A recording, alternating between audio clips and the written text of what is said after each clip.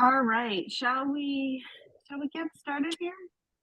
Let's do it. Let's do it. Let's do it. Awesome. All right. Welcome everyone. Thanks for joining. I'm Amy Scanlon and I'm the GM of the affiliate practice at Right Side Up. For those of you who aren't familiar with Right Side Up, we're a collective of marketing specialists who've helped over 1,000 companies hit their growth goals. We have expertise across all marketing functions, including performance, lifecycle, SEO, social, analytics, and creative, to name a few.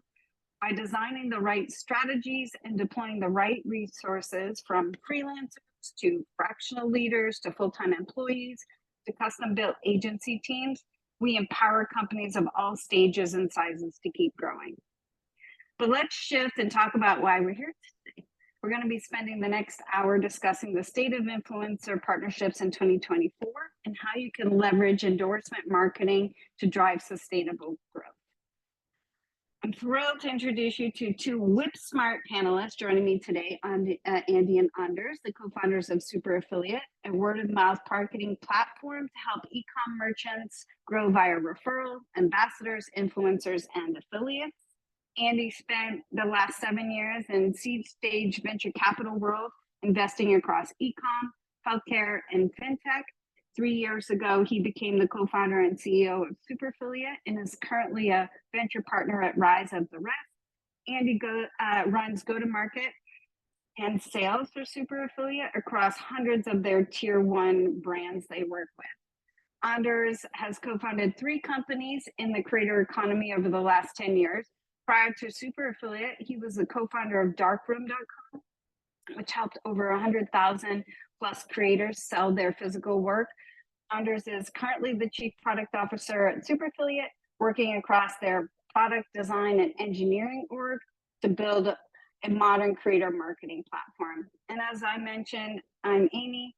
I started the Right Side Up affiliate practice back in 2020, helping our clients use affiliate partnerships to fill marketing gaps and drive incremental revenue. Welcome, Andy and Anders. So happy you're here. Thank you. Thanks, Amy. Before we dig in, I just have 2 quick housekeeping items for our audience here. First, please submit all your questions using the Zoom Q&A feature down below. We'll field those questions as we see them come through the session. And then secondly, we will be recording this session and we'll send it out to you all later this week. So let's dive in. Buyer behavior has changed. People want to learn about brands from someone else, and only after they've done their research will they actually trust a brand.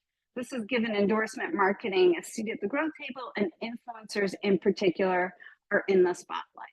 So let's kick it off with a poll for our audience. What kinds of programs are you running today, and how much are you spending on those programs? Let's give you a quick minute to answer those questions so that we can tailor the conversation and the questions to speaking to your particular programs. Amy, the only caveat I'll put here too is I think the affiliate here means you're paying commission, like non-publisher, right? It's social affiliates, influencers. The joke is always if you ask, 10 companies what affiliate is, they'll give you 10 different answers. So I think that it's always a fun caveat. It's also fun to just see where everyone's buckets go here. I think the conversation changes dramatically, and everyone wants to ramp it up over time. But just the strategies are so different, getting buy-in at the executive level when it's just a new channel, and then scaling it up. So I'm very curious about the polls. I call it endorsement marketing because I think there's so many gray areas, and affiliates can be influencers, affiliates can be influencers can be affiliates, and in the B2B world, like resellers and affiliates can be the same thing. So I've just started calling it endorsement marketing, like understand your swim lane and be the lifeguard and pointing people and partners in the right swim lane at the right time. Yeah, I love that. We're hearing a lot of partner marketing. I feel like a lot of companies are hiring, a partnerships coordinator, and they're kind of overseeing everything because also the job title shifts, right? It's is it an influencer or affiliate marketing manager? Sometimes it's I'm sure there's people on this call that are the head of growth that got the influencer channel thrown on them or the affiliate channel thrown on them, and they said, go figure it out. So the job title is definitely very, very flexible, at least from what Andy and I see on the sales side. I think in the next couple of years, we're going to see a chief partnerships officer. I think as people dip their toes in endorsement marketing and discover there's so many gray areas, then there's going to need to be somebody who takes a Yep. step back and a bigger view as to like, what are the partners that we as the brand want to work with? What are their roles? And then how do we operationalize it so that we're getting them what they need to be successful? Yeah, I know that LinkedIn had just published a jobs report for 2024, and then the influencer marketing specialist and manager was a top 25 job, which is like that's wild, right? It's like Yeah. they're the largest aggregator of all jobs data. I think it's just an amazing sign. The question's always like, what inning are we in for influencer marketing? You know, for people that have been in the space forever, it feels like forever. But I think we're kind of in like the third or fourth inning, maybe, you know. So Yeah. it's really just starting. Awesome. Yeah, let's talk a little bit about like what role should influencer partnerships play in your partner mix today? Yeah, I mean, obviously we're very biased on this question. I think we also, Andy, I'm sure you and I can attest to this. You know, creators and influencer marketing is not one thing, right? I think it's not one size fits all. That's like obviously a very cliche thing to say on this side. It also, for a lot of people, it feeds their paid media engine. You know, we often see an influencer marketing manager who's actually not getting a ton of credit, where they're maybe judged on last click revenue, but the efficiency gained on the paid media side is really actually undervalued at an executive level. So I don't know. I feel like this question can be loaded in some ways, where I actually think it matters how you're connecting with your co-founders and executives and how they see the channel. Like whenever someone asks us what our ICP is, sure, we have categories, we have brand size, but fundamentally it's actually like an executive team who's bought into the channel, because you know the exec who's looking for a 1+ ROAS on every Instagram story, they probably don't understand the channel exactly how they should. And you know, there's no universal platform to like tie in all of paid and all of last click revenue. So I think that we obviously view it as paramount for the biggest brands that are growing the fastest. Like it is the dominant channel of acquisition, and it's feeding the paid media side. I think measuring the impact on the paid media side is much harder because it's also whitelisting, it's also normal ads that are getting used there. But I mean, if you're asking like a question of spend and budget, I'm just seeing a lot of people doubling down on that budget, but it's a very subjective space. Andy, I'm sure you can attest to this. There's some founders who feel like they were burned by creator marketing and they don't want to invest in certain ways. Maybe they don't want to do upfront payments. They believe there's like a pricing bubble, which I think is a whole nother conversation. And they only want to do kind of social affiliate, which I think could still be amazing, but it takes so many different forms. Yeah, it's so interesting. I see a lot of uniqueness based on how the channels are managed internally. So you get the what I would call brand ambassador influencers for helping to build brand reputation and UGC are managed by one team, and then the pay per performance influencers are managed by another team, and then there's no real feedback loop and on how they're performing and on the purchase side for affiliates, and then how their UGC is performing in terms of the core channel. Um, and then there's a bit of a discrepancy in how you negotiate commissions, see product, when you see product. And so it's different for each company, but I'm hoping to break down those silos as influencers get a seat at the growth table and in the spotlight. And then people start to see the true value that it adds with owned, earned, and paid media across the org. Totally. Actually, I love seeing the poll results here too, where most people do, or a lot of people do both. The smallest category is neither, and then the highest majority, 80%, is 0 to 50K. So it's like we have a lot of people who are like in the throes of that, right? It's like, how can we turn our customers into creators? Okay, is an ambassador program different? How do we handle budgets on social affiliate and paid influencers that have a talent agent? So I think we're gonna tailor the conversation to those like beginner, like 0 to 50K. Beginner meaning like the companies are just getting started, and a lot of times like a very experienced influencer marketing manager will actually join and have to like educate the entire organization on that. I'm sure you all do as well. But yeah, love Yeah, to see I those poll love. results.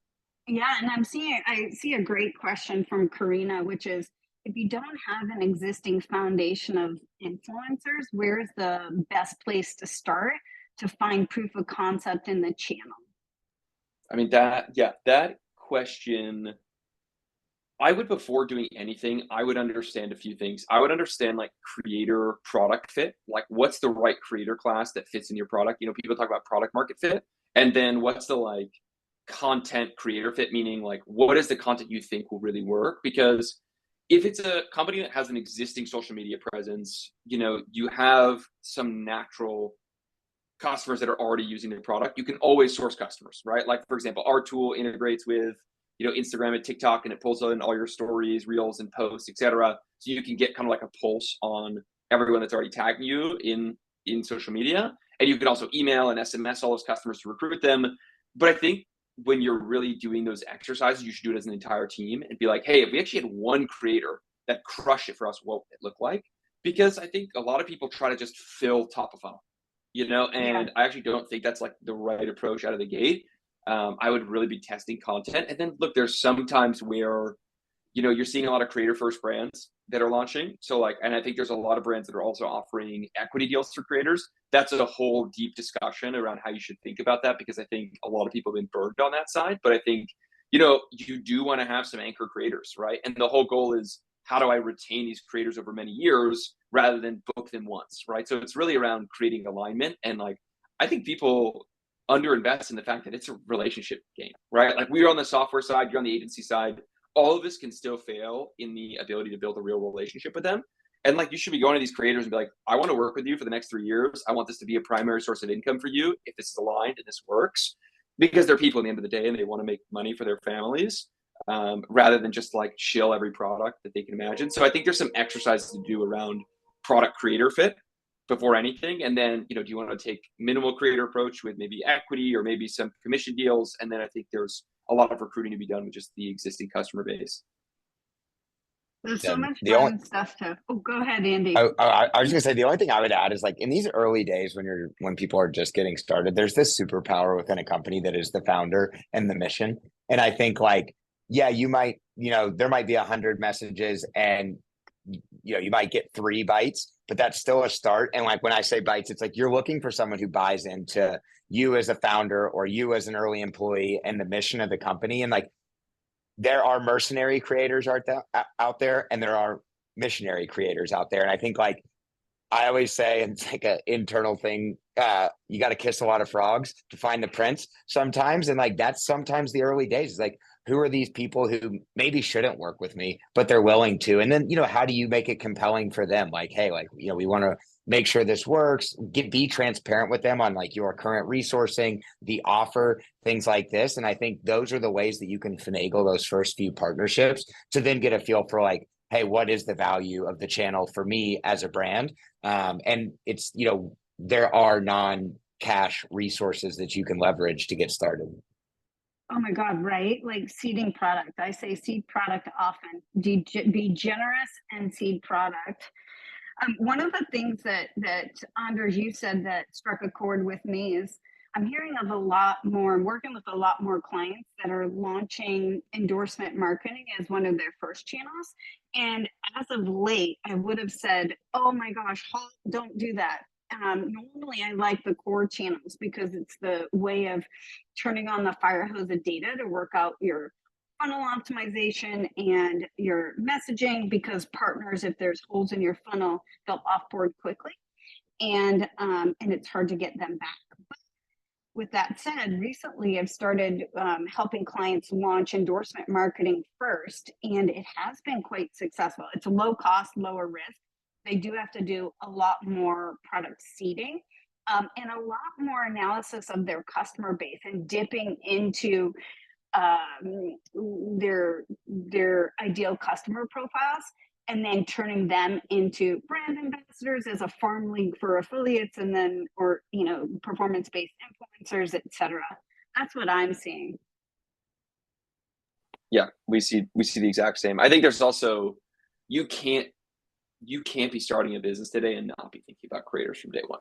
Like you have to think about content backwards, meaning we know people that literally build their next product thinking first about how the content is going to be that they're creating from it. And that sounds wild, but it's like they're working with the engineers to say like, okay, well, how is this product going to pour? Or like, how is this going to be a micro mention for a, let's say a food blogger, and it's always going to be in the background on their kitchen shelf, so that we'll always get that brand recognition. Like, and so the bottle's more beautiful and it will sit there. There's so many things to think about literally at the product level, then it translates to content. So yeah, I'm not surprised Yeah. you're seeing that, and that makes a ton of sense. We've got some great questions coming in. Anisha asked, are the days of commission-only influencer campaigns gone? What is the best way to approach influencers if you don't have budget to support flat fees? I mean, This is I'll Andy, go jump ahead. in here. Yeah, I was going to say, Yeah. I've been to a bunch of events recently. We had an awesome one yesterday that Morning Brew put on here in New York. And it was actually like all three panelists, somebody brought up a very similar question. And all three almost talked over each other immediately of like, it's back, actually. And they were talking. And of course, there's hybrid structure sometimes too, but I think it's also platform dependent. You know, you have new channels now, like a TikTok shop, that's a very different creator profile, and it is very like product creator focused, but it's not as much like big audience. These are oftentimes people who don't even know if it's going to be successful themselves as a creator. They're just everyday people making videos, and those are almost always commission only products. So that's like a channel that you can think about. But then I think when you go to a commission based programs for like more traditional influencer channels, I think it's all about the offer. And this was, you know, there was some talent agents from places like DVA speaking yesterday, and they were saying that some of their clients are actually given some data with a brand. If a brand can approach them with some actual data on like, here's retention, here is AOV, here is like how we've seen these work in the past, then they actually can be convinced, because they actually see the upside, assuming that all of that data, you know, pencils out. And there's things that people will do, like recurring commissions. You know, famously Athletic Greens does that, where it's a X on first order, and then you actually get a long tail of, you know, a smaller number Y on every renewal for customers that an affiliate brings in, turning it into like that evergreen. So I think it's like thinking about the offer and the platform can both be places to start there. Now, not everyone's going to be open to that, but I think once again, the name of the game here is, you know, it's volume, and it's having conversations and figuring out who is willing to take the offer that you could make. And people will say no, no doubt. Yeah, and to Andre's point earlier, I mean, this is a relationship game. And so understanding what is the motivation behind the relationship. Some folks just, you know, they love product, they love getting product, new product, first to product, some are monetary. And yeah, depends, which leads me into Shruti's question, which is, are there any standard rates for creators and percentages for affiliates, or is it still a one-on-one negotiation? Yeah, that is very interesting. I mean, just talking about, to take a step back, like let's think about the incentive structure for why people push for the upfront. Usually there's an agent, you know, who's getting paid a percentage on that, right? And I think Andy's point, if you can show data that your LTV is XYZ, you can show that maybe it's even a better path and you're going to actually make more money. And so, I mean, like, you have to show them the path to making money. And otherwise, if you don't, let's just say you have an amazing partnership. You know, Amy, if you partner with me for my brand and you make 1,000 sales, I'm like, oh, I'm so excited. And let's just say you're not excited about the commission, you're going to fall off, right? And like, if anything, I should add an extra bonus for you, because like compared to paid, that channel just crushed it, right? I think people often don't do the CAC analysis between the paid channel and the affiliate channel, like one to one. What people are willing to pay Meta versus pay a creator is sometimes shocking, you know? And I think for anyone that's listening on this call, you know, take that to your founders and be like, hey, you don't want to get more aggressive? Like, we're willing to blindly pay Meta for probably lower LTV customers. Here's the CAC we should establish. Here's the discount they're going to give off to their customers. Here's the commission we're going to give them. Make it where it could be as aggressive to the CAC, and then, you know, go down from there if you want to. And then from a, you know, like people that send you a fixed rate, I've almost never, because we interact with a ton of agents, I almost never see someone not negotiate, to be honest. Like almost every like really, really great agency or internal influencer marketing manager has like their own CPM model internally. And there's a bunch you can find online where they say, okay, you get the creators' Instagram statistics, right? Let's just like focus on Instagram.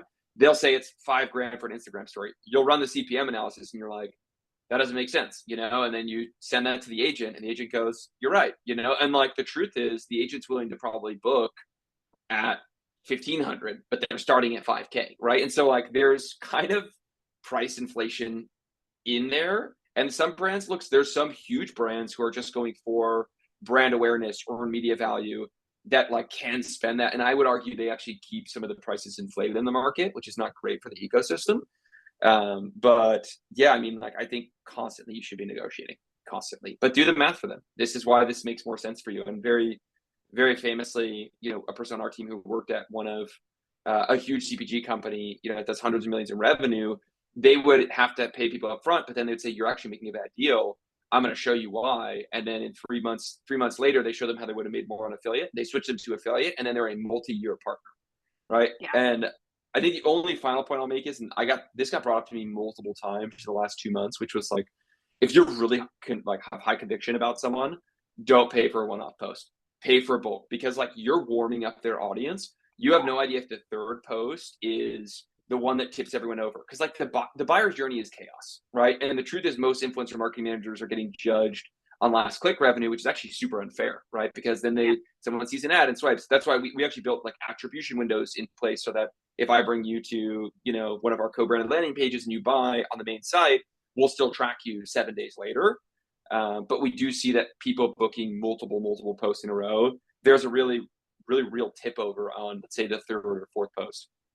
Yeah, I'm a big fan of running programs, endorsement marketing, almost like loyalty programs, where you set clear expectations on when you can unlock additional rewards, right? And that might be monetarily, that might be additional products, but you have to start where you both assume some risk in the game, where you might pay for some content creation and have a lower commission structure, and then you guys can negotiate based on how that performed. And I'm a big believer in negotiating 3-4 month tests.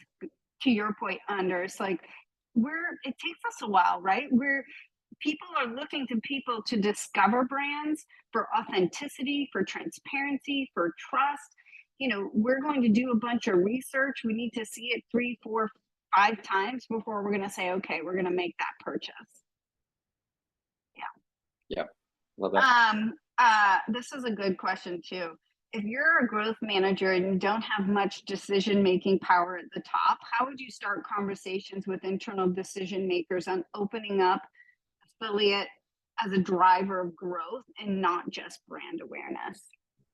That is an awesome question. That is something that, Andy, I feel like you and I debate all the time too, because I mean, I would say every founder looks at Athletic Greens and goes to their influencer marketing manager, go build me that, which is obviously like super unfair, and we've talked to those teams, and Athletic Greens very famously is like, this took us 6 to 12 months to get to like quasi profitability. And then they got a ton of leverage and they snowballed. So, I mean, go numbers first, treat it like the paid channel. So like build the model for them. Here's our expectations. Month 1, 2, 3, 4, we're going to be less than 1 ROAS on this type of spend, but because we're going to get up to here, no one expects to turn on paid media and get a 2 ROAS, right? And so define it as a performance channel accordingly with a model that you can always come back to, right? And so I really, really, really just say lean on that side. But Andy, what's your perspective there? I just have one thing I always encourage people to do is find a peer in the space that has started from zero and scaled it. And like, I think building the case with somebody who may be similar brand, similar category, that is 6-12 months ahead of you, can actually really help you sell that story of like, this was their trajectory. And I think it's just being able to bring in, and of course that spend is hard to commit to in a, environment where it's hard to raise capital and budgets are tight and stuff. But I think like, if the more data you're able to bring to the table with peers, maybe even brands, that top level or C level is looking to, is like, that's where we want to be in 12 to 18 months. Like talk to the team, as long as it's not like a directly competitive brand. And I think that just example can really help like drive a story home and get that buy-in. And I think with that too is, I think like a kind of undercurrent of all of this is also setting expectations with your internal team on timeline, just in the same way that we said one creator's might not work immediately. You can't say, I want to run a 1-month influencer marketing test for our brand. And like, I can almost assure you will fail, short of the randomness of, the platforms getting something viral. You have to like get that commitment and buy-in for some extended period to really be able to give yourself a chance to succeed. Yeah, I'm a big fan of working with partners that add value at every stage of the funnel, right? And so you're going to see quicker wins and get buy-in with higher intent partners that are filling gaps in other channels. And then you can start moving your way up the funnel where it's harder to prove the incrementality. And I think you will negotiate and work with partners on a pay per performance basis only until you can unlock budget and get the buy-in for the value that it's going to they will have, and they're going to crush it for you. I also think that timelines, typically the core channels, you turn them on and it takes about 2 months to get enough data to start to see back in your future and a path to scale. But that's the same way with relationships, right? You have to source and recruit them, then you have to onboard them, then you have to get them creative assets, product seeding, etc. It's going to take 2 to 3 months to just build a big enough test of partners to get some data and to make some decisions. But I do think that in the long run, personally, I think individual creators, are the key to a sustainable endorsement marketing campaign. I think you unlock the value and the volume in the long tail because other types of, particularly affiliate partnerships that add value at the top of the funnel, they help with the discovery. They have that brand credibility and uses their voice to drive that purchase. They're expensive. They're media buying plus commission. You need a lot of these creators that you can work with to offset those costs. So just as you're looking to diversify your customer acquisition channels and reduce your blended CAC, you need to do that within your partnership marketing campaigns. And to me, the key to success is going to be the volume of individual creators that are going to pay for your placements with the digital media pubs out there. Yeah, I couldn't agree more. Awesome. All right. Sarah asked, you mentioned product seeding. Have you seen success with this for service-based products where you may need to send a free trial instead of a physical product? Yeah, that's actually a great question. That's actually something we've been talking about internally. The answer is yes. I mean, I think it scales differently. Like, let's just talk about an example we were talking about internally was like core power yoga, and you can give 10 free classes, of course. I think you can't expect a creator to make, the word authenticity gets thrown around like a rag doll in the creator space, but like you just can't expect people to make authentic content without using the product. And like there's some people who are amazing actors, but then it's like you're probably repurposing that for paid. Like give them a real story that they loved, like they've been struggling with their knee, and like that's their story. So after 10 classes, also think about how the gifting is what you want to be reflecting in the content, meaning, hey, maybe you want to be selling 10-day packages. Great, gift them the 10-day package, right? It's like if you're a pots and pans company and you want to have the complete set, send them the whole set, and so I think, but for other non-products, you can absolutely do it. Yeah, I know you guys focus a lot on the consumers, but for business B2B, man, creators are taking those free trials and turning in amazing content for closing that paid trial. Amy, what do you see there? Like, what are they? Like, what are the types of companies, and like, what are the trials? Yeah. What do they look like? Well, the types of companies particularly are B to SMB, which is almost like B2C because it's a self-service funnel or a light sales motion funnel. And so they are targeting the solopreneurs that aren't necessarily taking off their consumer hats, put on their business hat. So some examples are software companies for appointment-based bookings, be it spas or hair salons, or for individual therapists to manage electronic medical records or filing insurance claims. So we're utilizing influencers within their industry and experts and associations that will test out the service and the software and then can authentically speak to how it helps them and how it will help their peers. Cool. I think we're so early in the B2B influencer space. It's so early. I think it's gonna be a wild ride.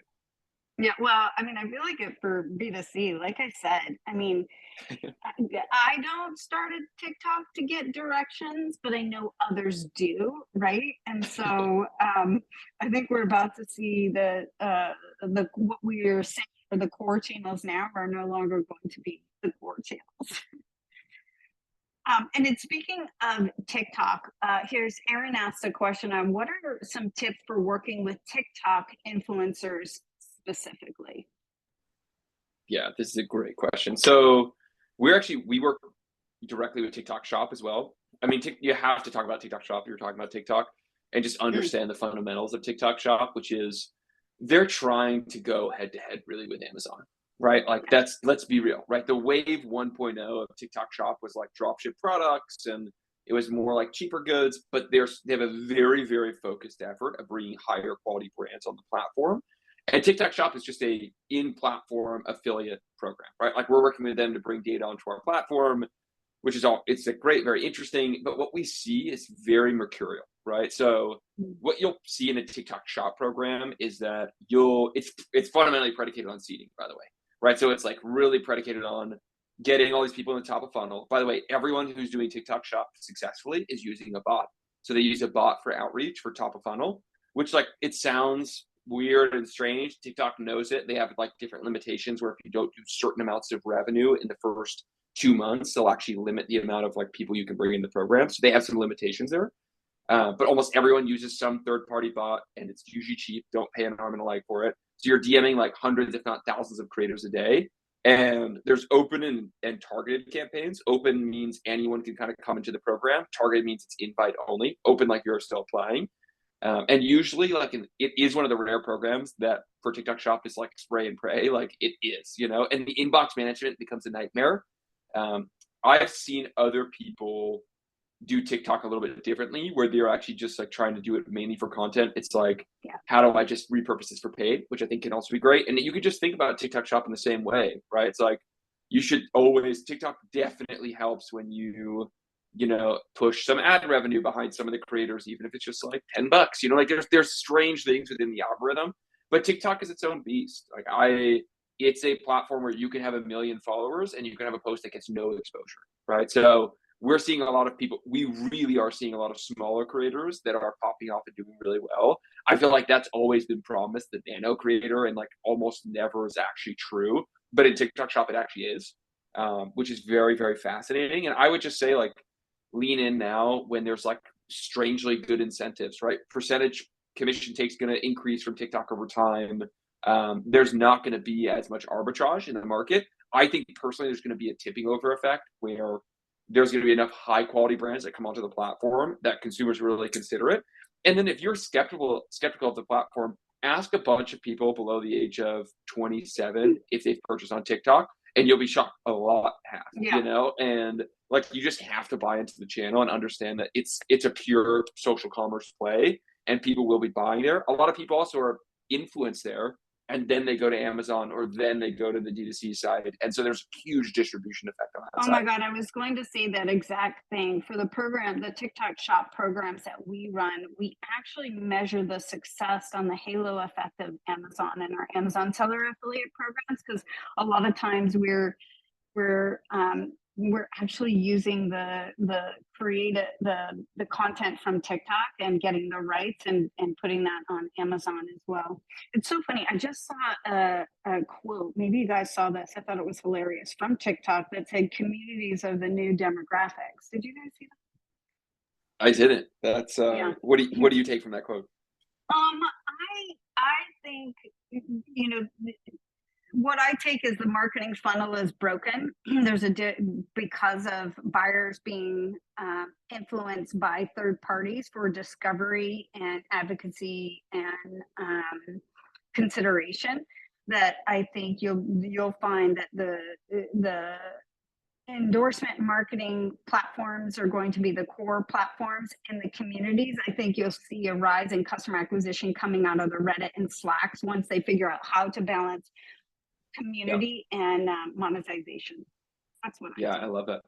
100%. I feel like, the way that I take from that is like community demographics are a step towards psychographics, but communities are actually psychographics. So it's like actually behavior, right? So demographics sometimes can have an inclination as to what the psychographics are, but that's why, the meta algorithm is as good as it is and it exceeds TikTok in a lot of ways. It's their psychographic information that's very personal, right? It's like what Yeah. makes you tick, like what makes you triggered, what makes you feel extra special. Like in those communities, they value the same things. Like I just wrote this LinkedIn post about Starface, and it's like that community is all about taking a pimple patch and turning it into self-expression, and it's like you're probably not going to see Andy Cloyd walking on the streets of New York with a Starface pimple patch, but like you'll see, hundreds of thousands, if not millions, of Gen Zers doing that, right? And it's like a moment of Yeah. pride. So I love that quote.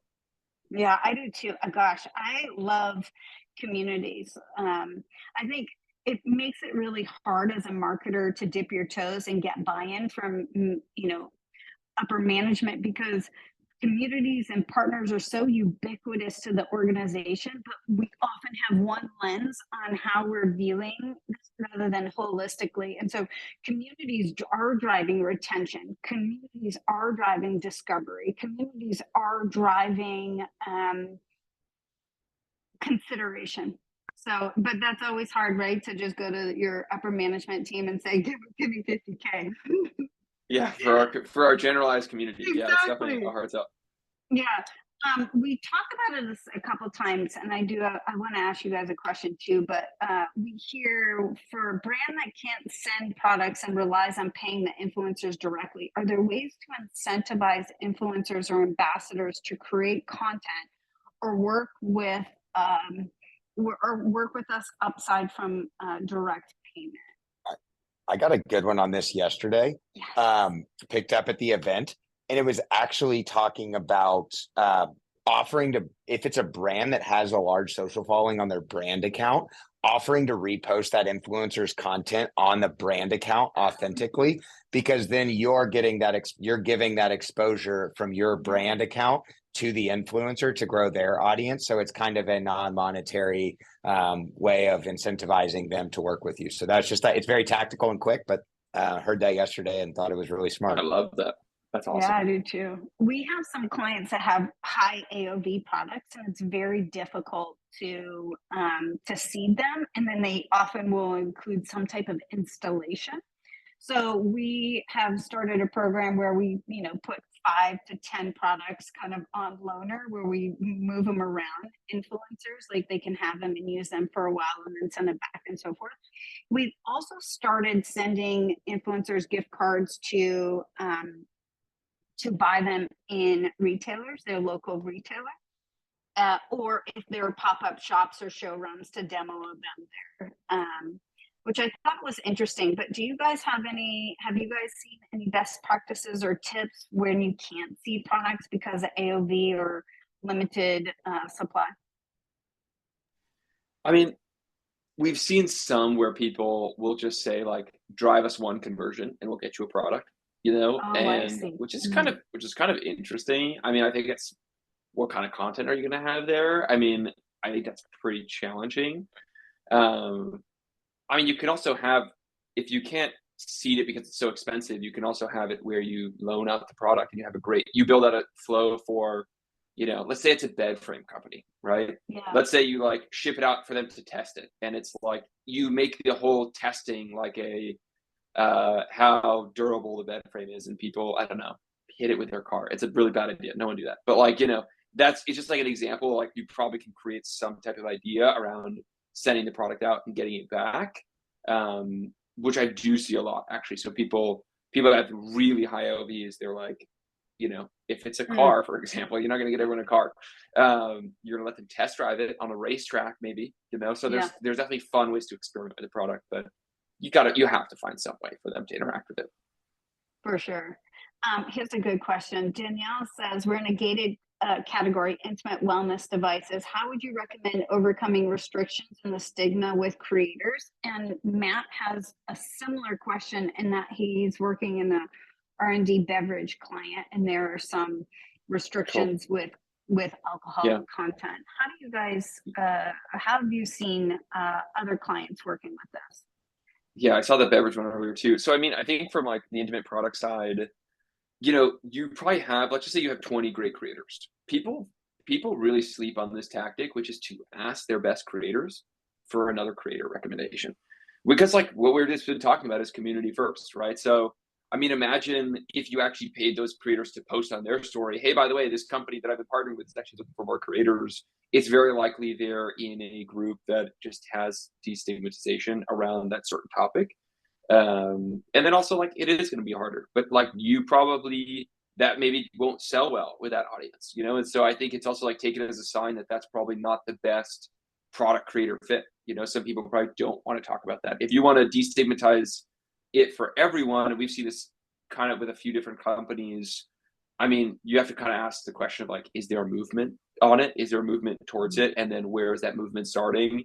What's the like demographics that are really doing well there? And then on the ready to drink alcohol beverage, that I think that question's more around like what are the limitations and restrictions on Yeah. influencers? You have to think about who you're legally governed by, which it would be the FTC, and then it would be, I think it's like the Trade Tobacco Commission. And like basically they allow you to work with creators. They're just going to be very, very strict on making sure you're not producing content that's about overindulging, right? Or excessive drinking. So like, you need to have a contract in place with all of those creators. You need to have heavy don't haves in the content, and you need a content review, before posting any of that. And you should just go to ChatGPT and ask for the guidelines, around what, like you literally should just ask it for the prompt. Definitely have a lawyer, create the contract for you so you're like solid there. But there's real exposure there on that side. So I would definitely lean into understanding who's regulating you and what they have set for public guidelines. As a software, can you guys speak to the features that you have for brands for monitoring for compliance and processes in place for fixes? Yeah, we basically we work directly with the Instagram and TikTok team and have direct partnerships on that side. We actually just rolled out our Instagram app the other day that just automatically pulls in all stories, reels, and posts are tagged in. Same thing with TikTok. TikTok's a little bit harder because mentions versus hashtags are totally different. Yeah. Basically, it's social listening, and I think it's just Mhm. become a standard feature kind of across the board. And then, we recommend there's also a human side of this, which is you need a content review. And, you are going to have people post rogue on that side. So we also have an Instagram DMs integration. So you can like immediately DM someone right when they make a post. You could ask them to take it down if you need to. If you love it, you can request content rights. You can also add it, like we have our co-branded landing page feature. You can automatically add it to a landing page. Really importantly, from a discovery perspective, we're monitoring everyone that's tagging you in posts. So you probably have hundreds of people that are tagging you in posts every week that you could click one button on super affiliate and basically invite them to join the program. And so if they're making great content, amazing, they're an amazing fit, right? People are always asking how to discover net new creators. We always say your best creators are probably already tagging you in posts, and you should focus on them rather than trying to like explore a bunch of other people. And then like nail why they're your best creators. They posted without you ever contacting them. That is an insane amount of friction that they went through to do that, right? And for no benefit other than the social credibility. So I think that there's something really magical about being very focused there. And we actually, to be honest, we don't see a lot of content violations. I think a lot of the platforms regulate that very intensely. So like TikTok Shop really intensely goes against certain supplements, or certain types of, because they know they're going to get in trouble. And like, sure, they can crack down on a merchant, but like they have to ultimately adhere to Congress, right? It's like social media companies have all gone in front of Congress multiple times in the last 6 to 12 months. They're very aggressive about how their algorithm automatically picks up on content. Yeah, we work with quite a few fintech clients, and the I'm always impressed with our crypto clients that have unlocked influencers, right? Who've gotten their teams on board, and they have crazy compliance, but it certainly can be done. While we're talking about platforms, I want to chat about influencer versus affiliate networks, right? When do right now there's the old school traditional affiliate networks and the new modern day influencer brand ambassador affiliate networks. How do you choose, and do you guys see those becoming one over time? Andy, what's your take here? I mean, I think the well, and Anders, I know, can weigh in some hot takes on the publisher affiliate side because he's got some interesting stuff he's written about recently on that. But I think, like, overall, I mean, I think, Amy, I think your exact framing of this whole conversation of endorsement marketing, I think kind of like leads to me to my answer on this question is like over time, I think there's going to be a convergence here. I think like ultimately media sites, publishers, you name it, were the sources of eyeballs in the past. That is obviously still in play, but there is a trend towards individuals, creators, things like that that are starting to pull those eyeballs. I think over time you'll see certain dynamics, translate one to one over to there. I think there will be nuances as well as you start to deal with individuals as opposed to, media companies and publications and things like that. So I think like, yes, today I still see them very different. And I think, it actually ironically can end up being like a really powerful thing for a brand that's really good at is building these influencer communities. Part of what you end up finding out is these influencers follow other influencers. They're getting, whenever a brand gets cool, everyone wants to work with that brand. And it's, like we were mentioning, people inbounding brands and stuff. And I think these little communities, brands that are able to tap into these pockets that largely are self-organized, almost like not even organized, as opposed to, like a publisher network on a traditional affiliate platform. I think like that's probably going to be harder to pull off. You will see platforms get opted in creators and things like that will hit oftentimes a niche or a certain persona and category, and you will see some of that for sure. But overall, I think like right now, like the social platforms at least are a little more open Wild West as opposed to like traditional gated walled gardens of publisher groups and things like that, which I think is a huge it's a huge tailwind for a smaller brand trying to break in because you have a chance to win that one off. Getting in wire cutters, top 10 Christmas gifts, pretty freaking hard. Having an influencer with 1 million followers happen to like your product and talk about it for their Christmas shopping list, probably a little, not probable, but not impossible. And I think that's like a really cool dynamic for like a newer brand that's getting started, which it seems like we have, mostly represented here on the call. And also influencing Wirecutter, right? Once you get in with that influencer, right, who has 1 million followers, and then Wirecutter takes notice. There's a lot of FOMO going on in terms of partnerships. They look to each other. In terms of platforms, I think we have some clients that are dipping their toes, and they often dip their toes with like a one-off social listening tool and Google spreadsheets, and then they get to a tipping point where they're like, okay, we've seeded so much product, these influencers are asking for commissions, and now we need a platform that helps us to continue the discovery but in an automated fashion and then pay them commissions.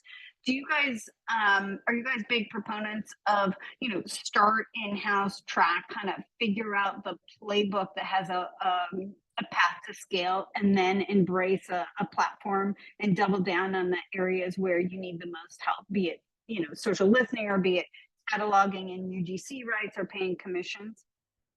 Yeah, I mean, we're obviously biased here, as a caveat to everyone. But like, a platform like a super affiliate will be cheaper for you out of the gate than using all those services at once, right? Like you're gonna get our whole thesis has kind of been like there's been an opportunity in the market that no one's really tackled, which is we're talking about many different subcategories of word of mouth marketing. We're talking about kind of referral loyalty, ambassador, affiliate, influencers, multiple pillars. You're usually actually in a scaled up company having to build and put in multiple pieces of platforms and software to cover all those channels.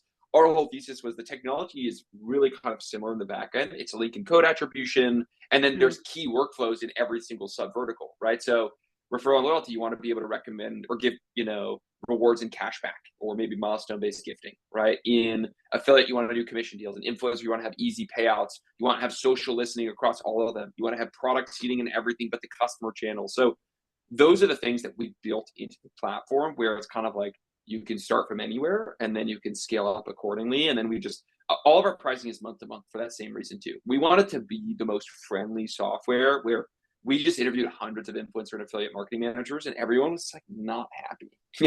Everyone was like really, it was like some legacy piece of software. They were locked into an annual contract. But I will say they were usually like, oh, we don't like it, but we have this one killer feature, right? And so we really looked at that and we're like, okay, what are those killer features? What does save them time? I think still at the end of the day, you should still have your own separate CRM, because CRMs, like, you should just keep it in Google spreadsheets for fun because you want to feed a CPM model. And there's going to be no great platform for you to do that. All of the old school affiliate influencer platforms promise the world on CRMs. It's a nightmare, you know, like we've actually we have a very opinionated CRM where you can see everything from their top of funnel, they've come in, you've gifted them, etc. But you still want to have something on the CPM side. So we're big proponents of platform first, and then also, hey, maybe the founders come in and they listen to a podcast and they want to launch affiliate the next day, or you see your competition launch an awesome ambassador program. We're kind of built up so that it's all in one, you know, and you can launch any pillar of your word of mouth strategy all at once. Yeah, nice. There's a couple great questions here around standards and performance. So Kristen says, what is the gold standard metric to measure success of an influencer campaign? And how do you create those goals by influencer to measure success? And then somebody else, anonymous, said, is there an industry index on what typically performs well based on industry, product, creator, etc.? She sees some similarities with podcast advertising, wondering if affiliate will transform into a more expected performance model, either by industry or creator in the future. So, you know, for traditional affiliates, I have seen enough patterns that I have some industry standard and benchmarks that I will throw out there. What do you guys think? I mean, we literally made it a product theme for us in the last 6 months to make sure that we had a diversified way that influencer affiliate marketing managers could be successful internally. So most of the time, you know, influencer affiliate marketing managers are judged on last click revenue, right? Which I always think undersells the whole story, right? Because usually the buyer's journey is they're influenced by someone and they buy 10 days later, right? So you have to make sure, first of all, that your incentive is good enough that people come back and remember the code. We always use like vanity links and vanity codes there. We also turn on attribution windows of like 7 to 30 days because you're competing with Meta and you're competing with the paid team. So you may influence a bunch of revenue, but if you're just on last click, like under 24-hour, you know, last click revenue, you're going to lose out on all the attribution you actually attributed. Even if I swiped on an Instagram story and didn't even look at it, Meta's taking credit for that. So I think you have to be like very acutely aware about how you're doing last click and always turn on that attribution window. There's also things like earned media value, which is basically a CPM model. I think that's like a vanity metric. I think it's okay. I think we have a version of earned media value in the platform that you can put in there, which I think is still fun. And then, like, you know, from there, you could argue that, you know, showing the increase in ad performance is very compelling, right? So take a snapshot from your paid media team of the content that, you know, before you started the program, then look at the ROAS on the content from your program. And that's actually like a very asymmetric way to get buy-in, because you may be at a 0.8 ROAS on the affiliate side and influencer side, or maybe a 0.5, but the ROAS increased by 30%. The founders and executive team are going to double down on that all day, right? And it's not, the last click revenue is just such a small picture. The EMV is more like a social media halo effect. And then like the snapshot in the ROAS on the paid side, I think is really compelling. And again, I think what Andy mentioned earlier, like, make sure you align expectations. This is a 3 to 6 month thing. Like this is, I would say 6 months, you know, like don't expect to turn and burn on 3 months and be super profitable. And then I didn't really, Andy, did you catch the index question? I think just like, is there a standardized database of like industry rates and stuff like that? Yeah, that's a great question. Yeah, I don't. Well, there's CPM models that you can use that are just kind of like out there in general that you can feed in. And then on like podcasts is always different. Podcasts are always paid up front, like almost always, right? So you're going to probably work with one of 20 podcast buyers that are out there. The ugly truth about podcasts is that the top 1% or less perform, right? So like you should only be working with tier 1 podcasts. And if they are not a tier 1, they should have numbers for you about how other products have performed, because I think it can be an amazing conversion channel, but it's very, very limited in who actually performs well. And then those agents will give you numbers, right? Or the broker that's in between there. So podcast buying is its own beast for sure.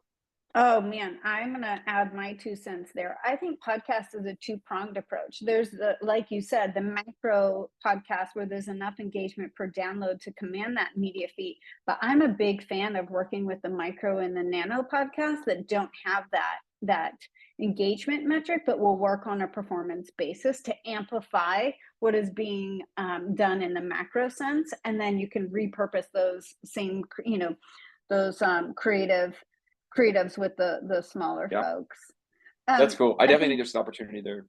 yeah, There is. the metrics are so incredibly difficult based on your stage of company, based on your media mix. I mean, dream state in my mind is always ingesting the data from all your platforms to look at cross-channel interaction, because consumers or buyers are perpetually connected. Marketing is incredibly fragmented.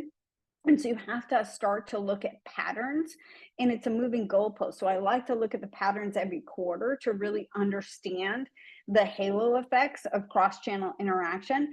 And then also the how did you hear about us surveys. I think are really great anecdotally to check the numbers and what the data is showing you with what the buyers are telling you on how they heard about you or what resonated the last with them. So that's my That's 2 huge. cents. That's a 2 cents huge there. one. Yeah, we 'cause- see post-purchase surveys as like a huge, it was a great call out. That's a huge way to just say, oh, well, it's actually like 20%. And it is a weird how the completion rates of these surveys. Like Andy and I met a lot of Oh, those founders in this survey space. It's like the completion rates are like 50+%. And yeah. that's incredible. And they're like, I wrote a post about this the other day. They probably were influenced by multiple things. So I would actually make the question, select multiple, right? So like, Yeah.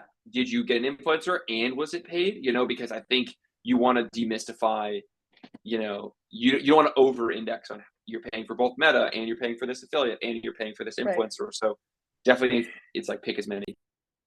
I'm chuckling because it always goes back to like my own internal model as an acquisition marketer. I'm always saying like, don't make your internal problems your customer problems. And your internal problems is basically like, how do I allocate my budget, right? And like, Yeah. and then now you're making if you have a single selection, you're making it their problem, which is tell me where to spend my budget. But it just doesn't work that way. This is awesome. I know we're coming up on time and there's so many great questions. We're going to tee up a quick feedback poll for you guys to answer, because we can have a follow-up session. And then I'm sure, well, I'm going to put words in your mouth, Andy and Anders, but I'd be happy to answer some of the questions that we hadn't gotten to.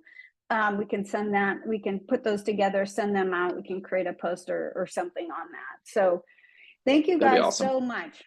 I always love hearing your perspective. I love that you are in the spotlight right now and taking advantage of buyer behavior. So thank you for contribution. Thank you for the platform. Super Affiliate, I really enjoy working with it myself. Thank you, Amy. Thank you so much, felt the Amy. same way. We felt the same way the first time Awesome. we met.